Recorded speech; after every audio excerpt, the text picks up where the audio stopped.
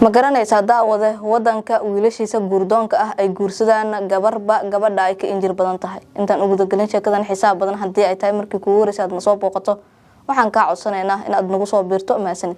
Waxaa jira wadamo badan oo dhaqamo la yaab leh kuwaas oo midba mid uu ka daran yahay, balse sheekada maanta aan idin hayo waxa ay ku saabsan tahay wadan wiilashiisa qaangaarka ah ama kuwa guurdoonka ah ay guursadaan gabadha ay ka injir badan tahay, maadaama ay u yaqaanaan gabadhaasi in ay ka nadaafad badan tahay gabdhaha kale.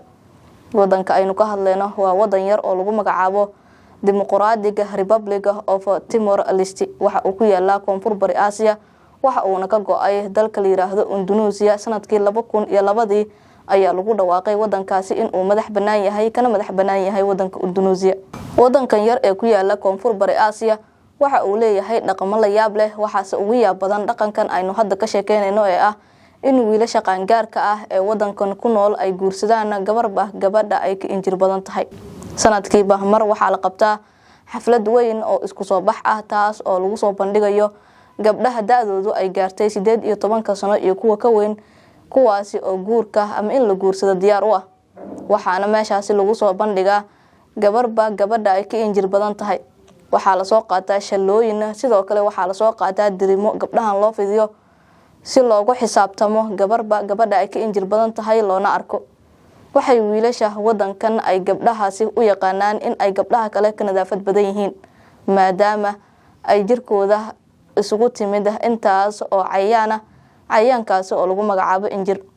Dhaqan ayuu kala yaab badan yahay, balse dhaqankan waxa uu ku jira kuwa ugu la yaabka badan ee dunidan ka jira. Soomaali ahaan marka aynu eegno gabdhaha ay timahooda nadaafada lahayn ee ay injirtu ku jirto waxaa la yiraahdaa areebo, oo xataa waalidkeena nagama ogolaadaan in tinteena uu cayaankaasi ku dhasho. Waxaana gabdhaha tinta ay ka gasho injirtaasi loo canaantaa si qaab daran, maadaama ay ilaalin weysay nadaafada timaheeda. Wadanna hadda waxa uu soo marayaa in gabadha ay ka injir badan tahay la guursado, waliba guur qaali ah laga bixiyo ama loo dhigo. Ragga ku nool wadankan waxa ay gabdhahaasi ay u yaqaanaan injirta badan in jirkeeda uu ku jiro nafaqo fara badan, maadaama intaas oo cayaan ah uu madaxeeda isugu yimaaday. Gabadha ugu injirta badan ee sanadkaasi la doorto ama xafladaasi lagu dhex doorto waxa ay doorataa iyadana ragga meesha isugu yimid ee guurdoonka ah midkii ay ka hesho. Waxaana ninkaasi loogu yeeraa ninka ugu nasiib badan nimankii meesha isugu yimid, maadaama ay dooratay gabadhii ugu nafaqada badneed sida iyagu ay u yaqaanaan. Daawada dhaqankan sidee u aragtaa adigu? Haddii uu jiro dhaqamo kala yaab badan noogu reeba dhanka komatiga.